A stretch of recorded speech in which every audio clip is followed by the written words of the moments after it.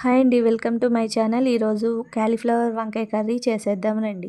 దానికోసం ముందుగా కడాయి పెట్టుకొని ఆయిల్ వేసి ఒక ఉల్లిపాయ, 4 పచ్చిమిర్చి, చిటికెడు పసుపు వేసి బాగా కలిపేసుకోవాలి. తర్వాత కొద్దిగా తాలింపు గింజలు, కాలీఫ్లవర్ ముక్కలు వేసి బాగా కలుపుకొని ఇప్పుడు వంకాయ ముక్కలు కూడా యాడ్ చేసుకొని మరలా ఒకసారి కలుపుకొని తర్వాత ఒక 5 నిమిషాలు మూత పెట్టి మగ్గనివ్వాలి. ఈ వంకాయ కర్రీ చాలా టేస్టీగా ఉంటుంది. కాలీఫ్లవర్ పెద్ద సైజులో కొంచెం కట్ చేసుకోవాలి. తర్వాత రుచికి సరిపడా సాల్ట్ వేసుకొని మళ్ళీ ఒకసారి కలిపేసుకోవాలి. తర్వాత ఒక 5 నిమిషాలు మూత పెట్టి మగ్గించుకోవాలి. తర్వాత ఒక స్పూన్ కారం వేసి బాగా మళ్ళీ ఒకసారి మిక్స్ చేసేసుకోవాలి.